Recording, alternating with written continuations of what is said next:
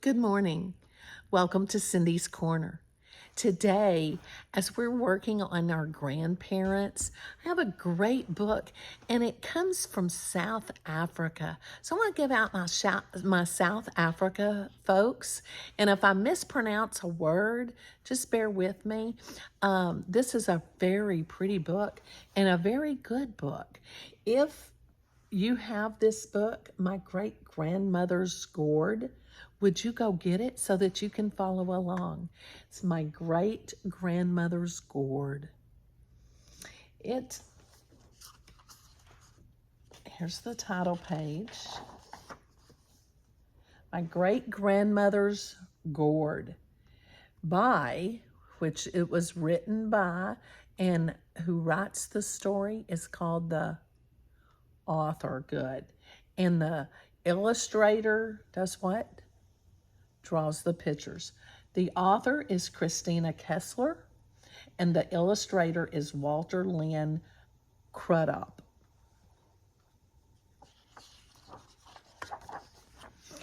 And I like this book. It does have some Arabic words, and it tells you how to pronounce them.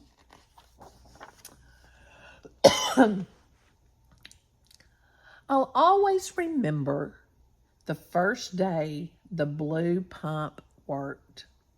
The men in their turbans and the women in their toques laughed and chattered as the bright, shining pump was fixed on top of the old well. Imagine, said Abraham,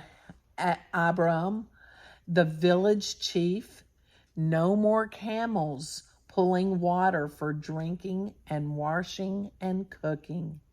No more filling of the old trees to get us through the dry season. Progress has come to our village. Ahmed, the barber, called out, "Who shall take the first pump of this fancy new machine?" Silence filled the air until Hanan, the neighbor, said, "Let it be a child to show just how easy it will be. Fatima, you pump and we will watch the water flow. Inshallah." I stepped to the long handle, so hard and smooth in my hand, and pulled down. A soft creaking noise filled the silence. Everyone watched without speaking a word, but not a drip fell.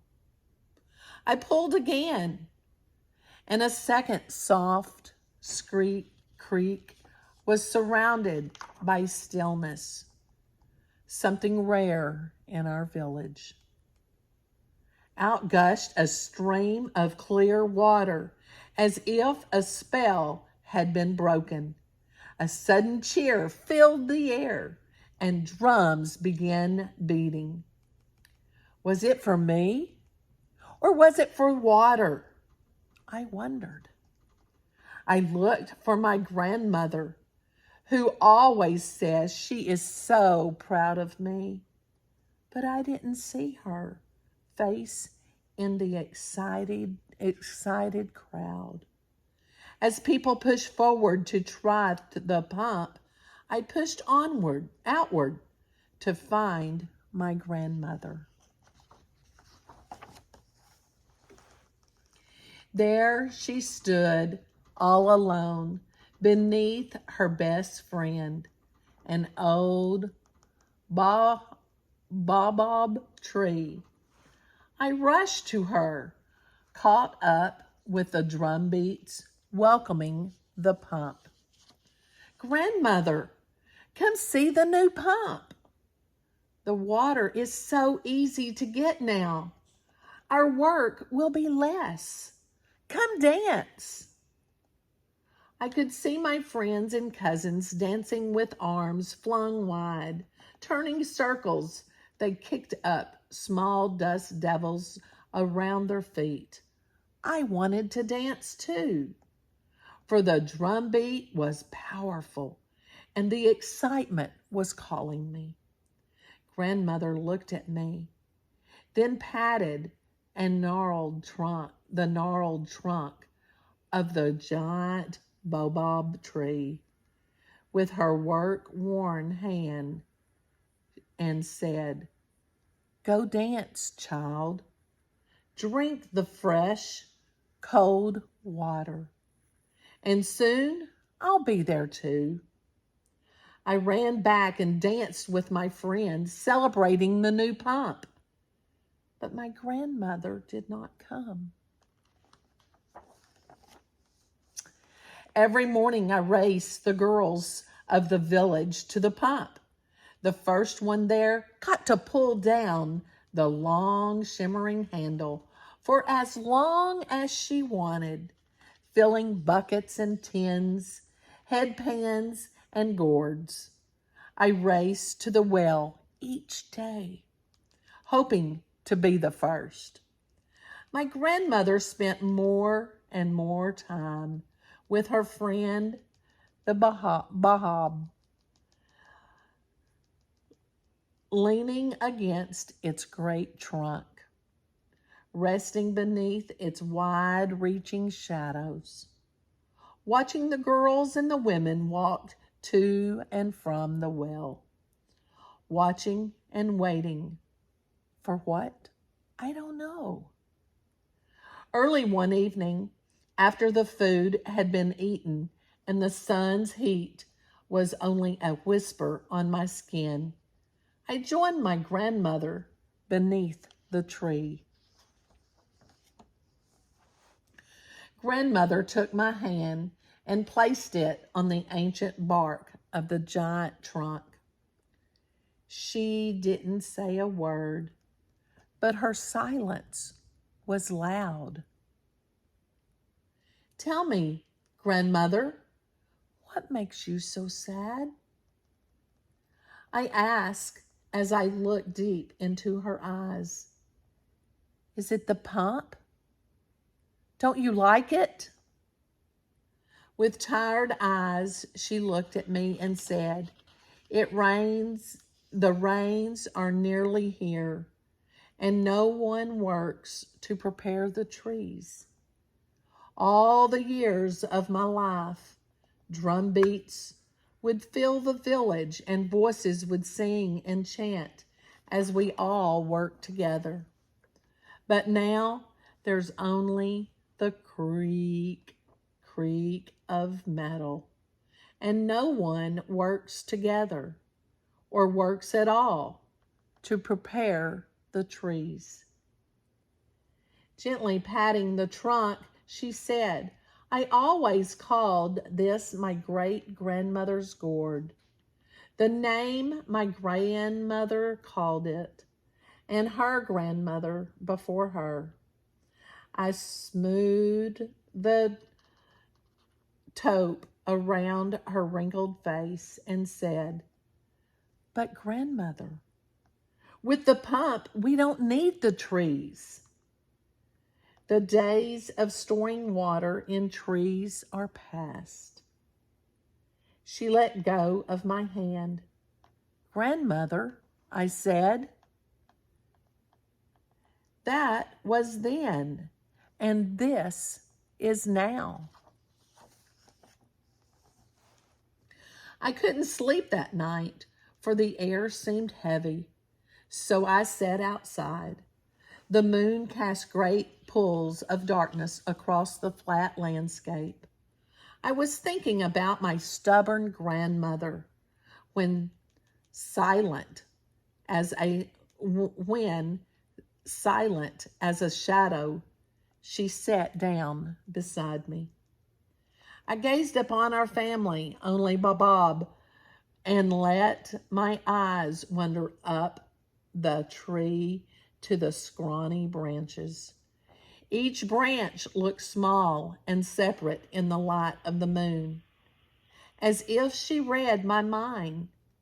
Grandmother said softly, "She gives us shade in the day, shelter in the rain, and water in the dry season. She is the tree of life. No, grandmother, the baobab will give us shade in the day and shelter in the rain.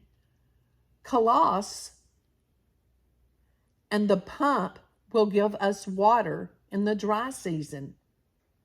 Shaking her head, she said, "Good night, granddaughter," and walked back to our hut. I rose that next day with the first rays of the sun, when the air was still cool. Dressing quickly, I rushed to the well to pump away all the questions that my old-fashioned grandmother stirred in me.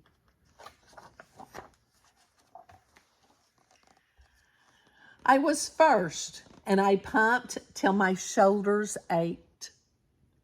Creak, creak, sang the pump. Nagla, the neighbor, who always had something to say, called out, "Fatima is pumping like a woodpecker hammering a tree, and she fills your bucket before it is settled on the ground."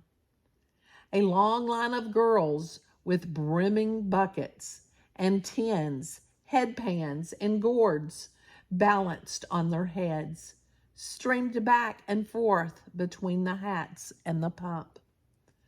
The hut was empty, and when I returned, I looked toward our field to find grandmother. Instead, I saw her bent over her hoe at the base of her baobab tree.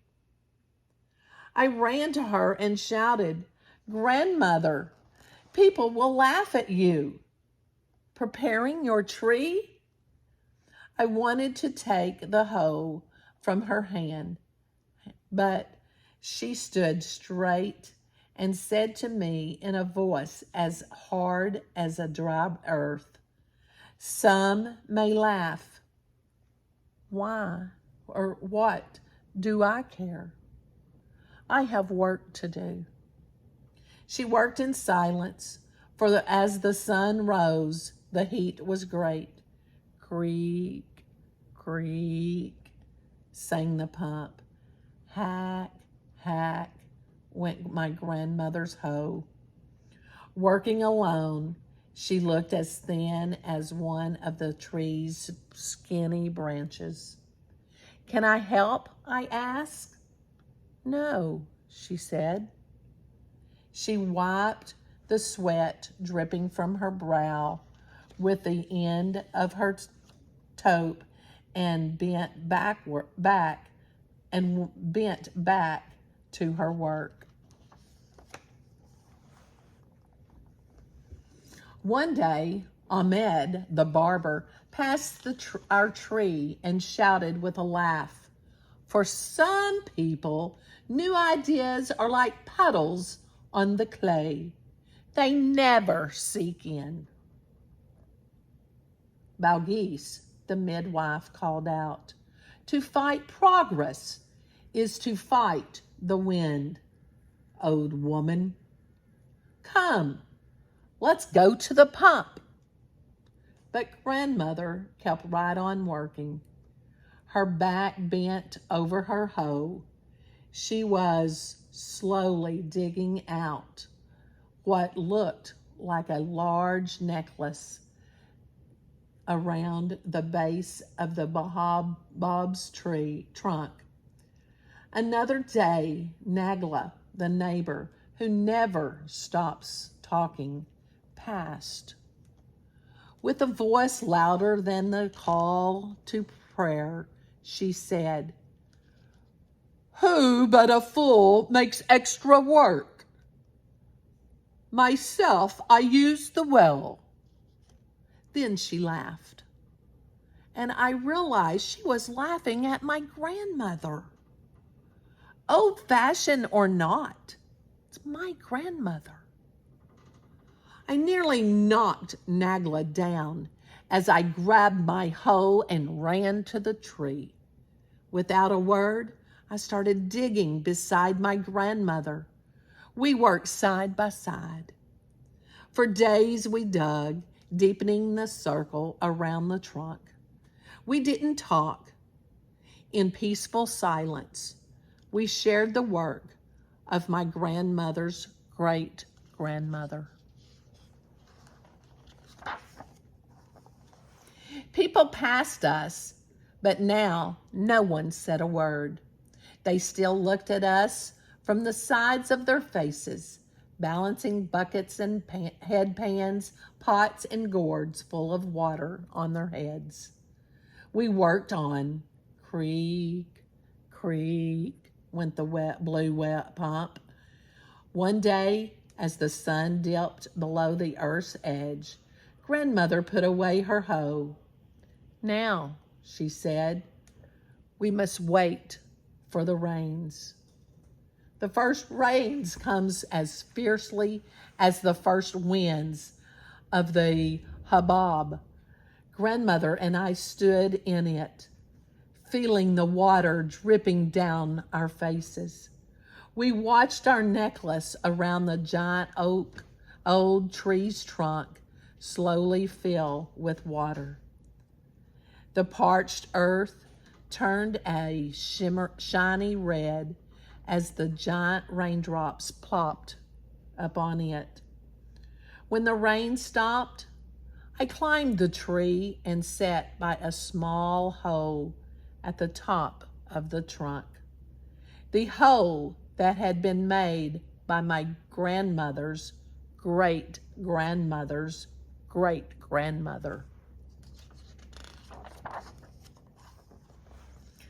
I dropped the bucket tied to my waist down to Grandmother, who filled it to its brim from the Bob's necklace.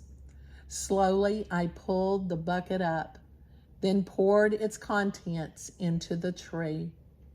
It took 2 breaths before we heard the splash of water hitting bottom deep inside the tree. Grandmother's eyes sparkled as the old familiar sound.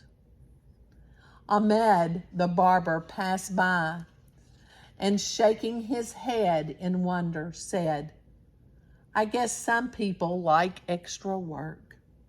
But we took no notice of him as the sweet splash of water rose higher and higher inside the old tree. Day after day now, I climbed the tree, and Grandmother filled the bucket. We worked together, filling our tree. Finally, when the rains ended, the tree was full. The scorching dry season came early. Each day, the horizon danced, where the shimmering blue sky met the earth's baking red clay.